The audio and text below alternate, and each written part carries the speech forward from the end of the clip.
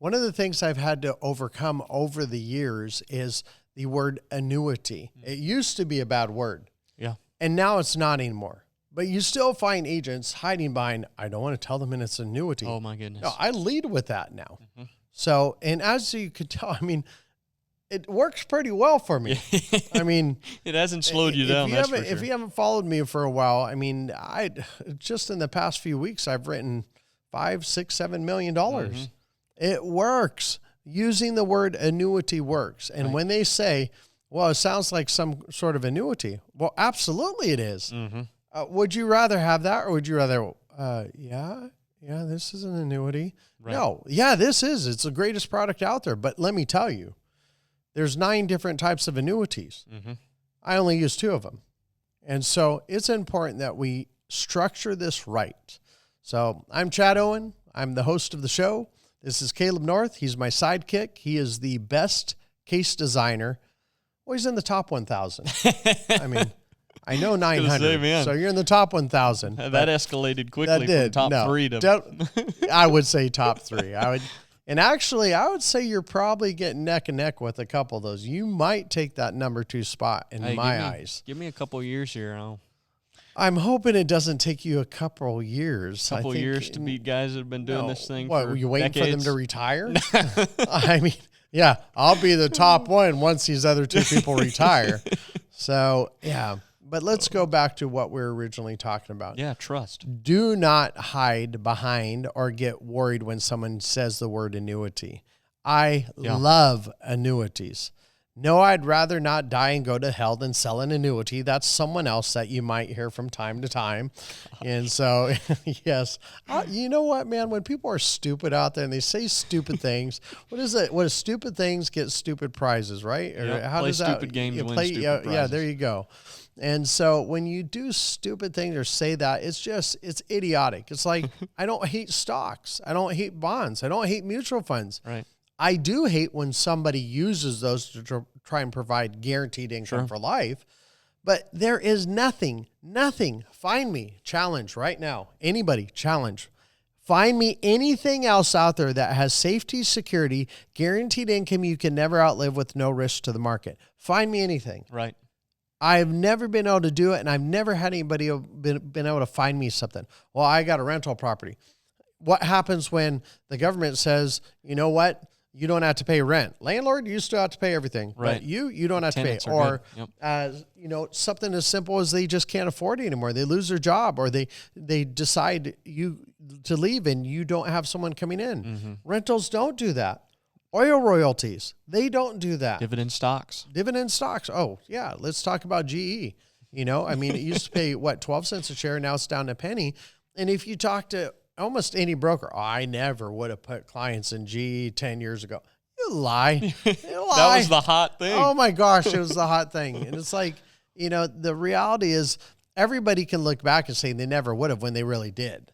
Right. And I would love to have access to the book of brokers who have made the implications of what their stocks, bonds, and mutual funds could do versus what they really did. Sure. Now, balance. I'd also love to do that with annuity agents too. Yeah, that's true. And life insurance, IULs. This has averaged 17%. No, it hasn't. I mean, even these index strategies that are out right now, don't be quoting these as gospel. I focus on the guarantee. This is the worst case scenario. Right. The index is if you get something great, this is what it could do, but focus on the guarantee. And the reason why annuities have had the bad name or bad implication is, number one, the types of annuities that used to be out there. But number two, it's how agents even today represent them. Right. And so, yeah, there's my rant. Yeah. That's good. I want to go back to something you talked about. I kind of like that you weren't talking for a while, so I think I'm just going to keep going. I'm just taking it in. Yeah, you know what? There is a team Caleb and there's a team Chad, and we're clearly having that right now. We've had some funny emails, and no, I'm not dropping dead, just so you know. I know who you are that said that. It's okay. I'm not going anywhere. Yes, that mustache did take him 27 years to build. So, yeah. Okay. But that's a whole inside thing from our agents. Yes, it is. You mentioned not being afraid to say the word annuity, and I've had, handfuls of conversations with handfuls of different agents about this topic. because they're concerned that if they use the word annuity, they're going to lose a client right out of the gate. And here's why it's actually the opposite. Well, actually, if you think that, you will. Well, yes, because you're probably not going to handle the objection the right way, and you're not going to explain things the right way, and you're going to end up losing them. But if you talk about annuities on the front end, and they come back with, well, I don't like annuities, wonderful. This is a perfect scenario, because now you have an opportunity to help recreate a perception that's actually based on fact. If you ask them, why don't you like annuities? Why do you hate annuities? They have high fees, Caleb. Right. Yeah. That's a variable annuity. Yep. Exactly. Well, Caleb, if you die a couple of years later, the money's gone. No, that's an immediate annuity. There's 9 different types. Which one are we going to be talking about? And I said this in the beginning. We have 2 that we use. Why? Because those are the best. Yep. So don't be afraid to talk about annuities, because if you're afraid to talk about annuities on the front end, there is no chance. You cannot. There's not a chance that you can sell the annuity and get it through the application process, through the initial review, through suitability, money transferred, policy issued, past the free look, without them realizing that it's an annuity. So don't even attempt to get to the application. That's a good point. Without talking about it being an annuity. You hand the application out. Why are you covering that up? Don't worry about it, bro. Just fill out, sign on the dotted line. What's that brochure say? Nothing. Just, don't worry. Well, a lot of them don't leave brochures. Well, that's so, true. I mean, that's, your point. But it has to come. It's going to come out at some point. And if you actually have a client that is, for whatever reason, they think they don't like annuities, and you're afraid of addressing it being an annuity because you think they might not like annuities, you're kicking that down the road. And by you kicking it down the road, you're giving them ammo to think that maybe you're embarrassed about what you're selling, and maybe you don't like annuities too. Yeah, you're deceptive. I mean, you know what? I mean, that's why I walk into a car lot or a truck lot, and if I see Chevy or GMC, I'm like, I don't want that. But what if it didn't have an emblem? And then I'm driving around and I bought it, and then I open up the glove box and I see a Chevy emblem or a GMC. I'm going to be like, what's going on here? I'm going to lose my mind. You're going to be like, this is crazy. This is the best truck I've ever driven. All this time I've been hating on these trucks, and it's just the greatest. Your teeny tiny little wheel wells, but that's a whole nother thing. You've got to be open and honest up front. Nobody likes to, I think the term is called hoodwinked. Or something. It's like where you think you're getting something, you find out that's not the case. That is the worst thing to ever do to a client. Right. I mean, you've got to be upfront. This is what it is. I'm proud of that. I'm an annuity person. Yep. I mean, it used to be the joke as an insurance salesperson tries to sell everybody, and it's true because you have institutions out there that the first way they train you how to do annuities or life insurance is you call up every family member and you screw them over and then figure out why you put them in the wrong product later. Right. And that's why wouldn't you get a bad perception? And so that's why it's so important that you're an expert in talking about an annuity. In the last episode, we talked about purpose. Well, here's your purpose. Here's why I chose this product. And I go back to the thing I said.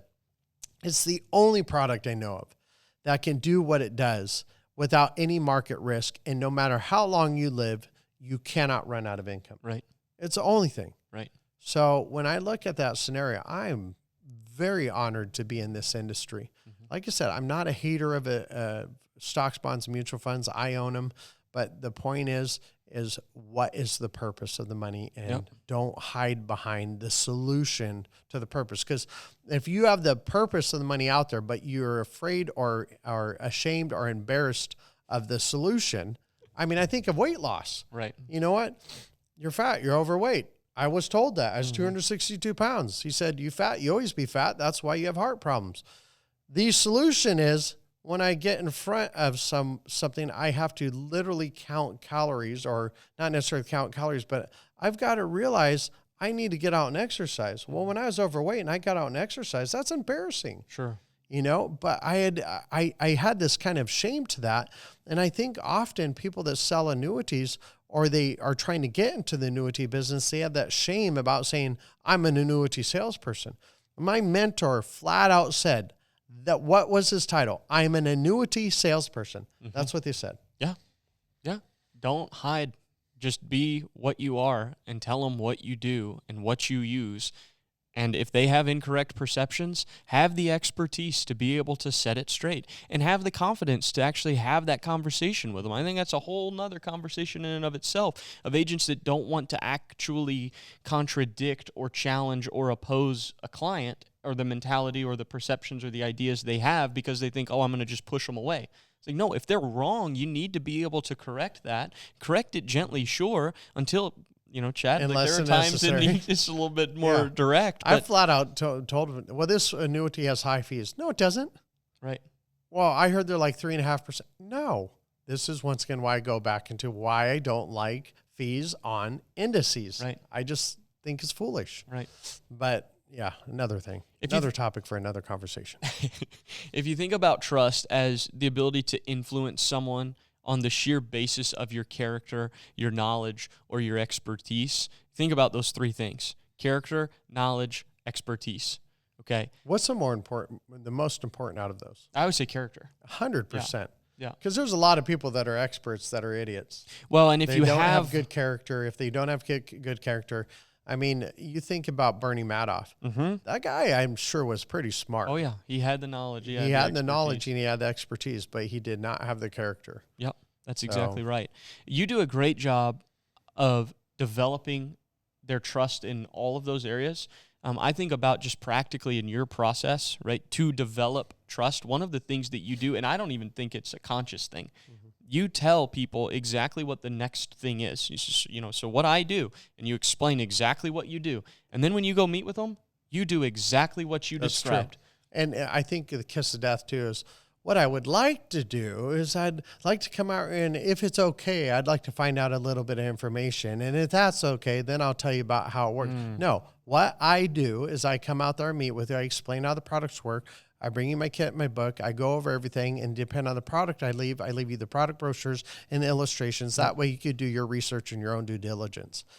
That's the same thing I say every single time. Yeah.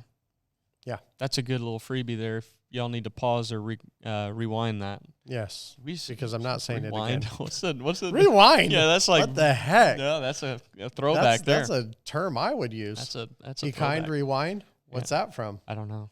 Be kind, rewind. There's people right now yelling at the screen. Yeah, I don't know. Blockbuster. I went to like a Blockbuster ever. Oh, dude, you're way too young. Yeah. Yeah, they would tell you when you rented a movie, be kind, rewind, because you go to want to watch the movie and you get the tape and somebody didn't rewind. Yeah, and then you have to sit there and, that's frustrating. That would be frustrating because then you hope when you hit rewind, you hope it rewinds and doesn't get eaten up because then you already went there. Then you'd have to go back to Blockbuster. Yeah, wow. Classics. Us old people, woo-hoo, we rule. Be kind, rewind. Okay. It's the gray team. Yeah. The gray team rules the world.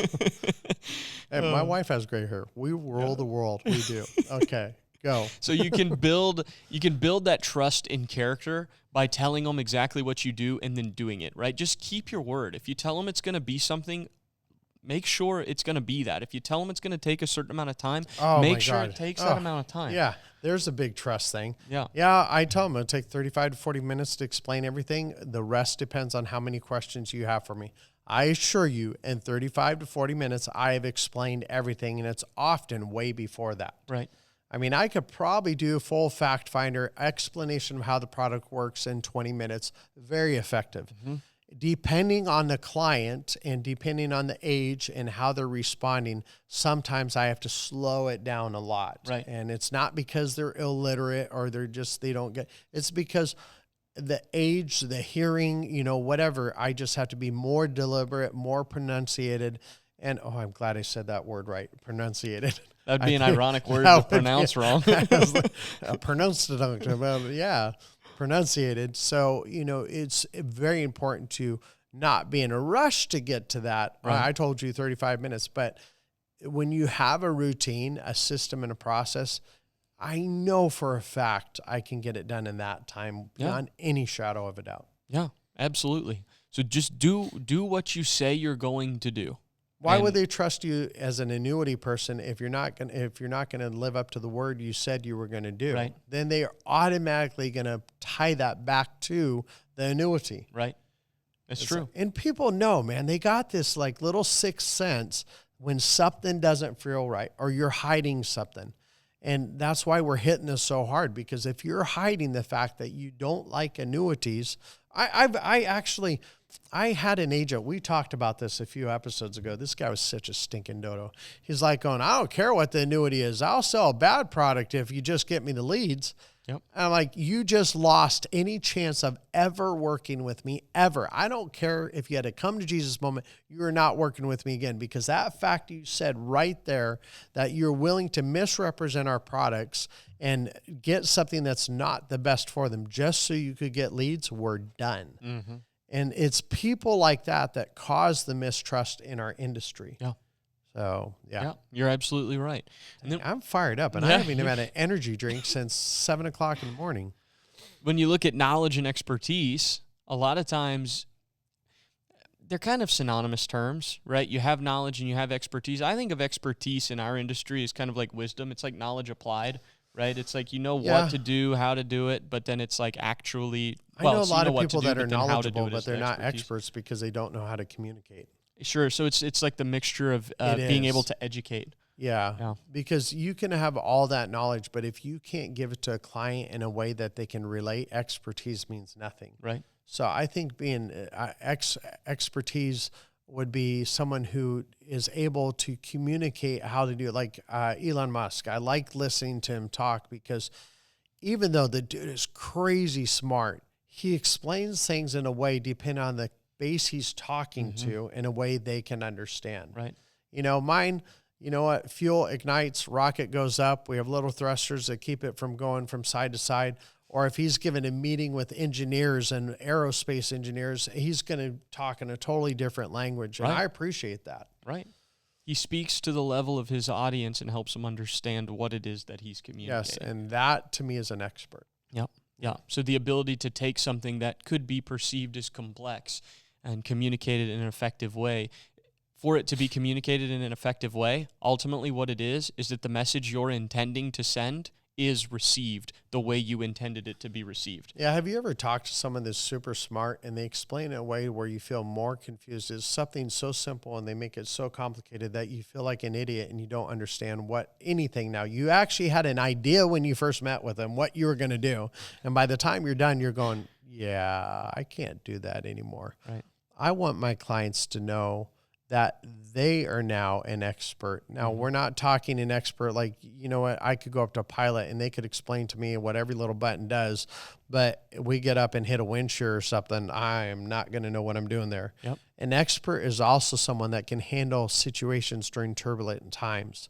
To me, an expert is someone that can also, you know, they're pretty steady, level-headed, no matter what's going on. I had someone tell, this good friend of mine, they said, your name came up a few times this last week from multiple people. And I said, well, what was the topic? And they said, who would, I can't remember, but it was multiple times of the week, but it came up. If there was a crisis situation, who would you want around? And they said, Chad. I'm like, well, that's why. And they go, because whether it's super crazy or it's calm, you have the same demeanor. Right. And it's true. I mean, if I run into a client's situation and they are 78 years old and it is the most complicated situation I've ever seen, I'm not going to be frazzled. Yep. I'm going to figure it out and make it work. If I walk into a client's situation and they have more than enough money to retire and more than enough income, I'm not going to be frazzled. I'm going to be the same. Yeah. And I think that's an expert. It is. It is. One last trust building topic or area that I want to hit on is due diligence. I have one more analogy. Yeah. You ever listen to the people in the cockpit when a plane's about to crash? Oh, they're just right here. Yeah. Throttle up, left flap, there. Right. You know, I mean, that's an expert, man. Yep. I mean, you know, and a lot of them don't crash because of that. Right. They're able to just methodically go through the process, and you watch these air disasters, and you're like going, if that guy was not an expert or that gal was not an expert, that plane would have been done. Totally. And yeah, Totally. So don't crash your client's retirement. Yeah. Crash? Did I say clash or crash? Crash. Don't clash with your crash. Never mind. Go. Another one I want to hit on is due diligence. And I want to equate this. My analogy here is a doctor. if you, as an individual, go into a doctor and you say, hey, doc, write me a prescription for this medicine. I've decided this is what I need because of, my issue. And that doctor just does that without any tests or examination or due diligence or idea. You might get the prescription for the thing that you think you need, but it might be the wrong thing. And how much trust are you going to have in that doctor in the future? Versus a doctor who says, well, that's great, but I actually need to make sure that that prescription is what you need. I love that you did your research. I love that you did your due diligence, but it's my responsibility to ensure that what I actually prescribe you is the best thing for you. You're going to trust that doctor more because they were willing to challenge you a little bit on your idea and ultimately protect you better in the long run. So with clients, it's not uncommon to have clients say, this is what I'm looking to do, this is what I'm looking for, whatever. I get agents reach out to me all the time. Hey, I've got a client looking for XYZ, and I'm looking at this case going, I don't see how this product is actually what's best for this client, right? This is actually trust better. What's right. I mean, you think about parenting.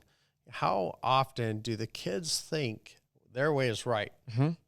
We build trust with our kids because they realize something dumb happens and go, man, if I would have done that, I would have been in deep trouble. Mm-hmm. Or they see one of their friends do that and they realize that their parents said that's not a good idea. So they watch their friends have the consequences and they didn't. And man, I see that in retirees all the time. Yeah. Through coaching, through mentoring, through helping them understand how the products work, they don't suffer the consequences that their friends did.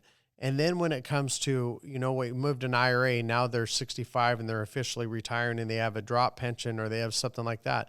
That trust that I built with them back 10 years ago, I just got a $774,000 deal from someone I've written 14 years ago because they trust that I will put them in the right situation. Right. But what did I do? I actually had about $2 million I could have moved total. And because of health situations, her husband's health situation, I was like, you know what? Let's just move yours right now. Let's keep his completely liquid. We don't want any surrender charges because he's 92 years old. I said, we want his to stay completely liquid because his had more than enough to cover any long-term care. But if I would have put them moved his money, that would have restarted a surrender schedule again. And at that age, you're not getting any sort of long-term care benefits. So she trusted that, Chad could make a lot more money doing this, but he's not moving this money. Mm-hmm. And I picked very short products because, they're annuities. You want to go 1035 to 1035. But she trusted that. And that's, what's that going to tell the kids because he is kind of diminishing where he does have to go in a long-term care facility. And Chad made sure money was available for that. Mm-hmm. They trust. Yep. And it's so important. Yeah. Your word is everything. Mm-hmm. Your action behind your word even makes that farther. So, yeah. So I good. think that's it. Right? That's it. Good. Nothing else. Those are the three main areas of building trust: your character, your expertise, and your due diligence. Awesome. Well, you guys have a great day. And as always, happy selling.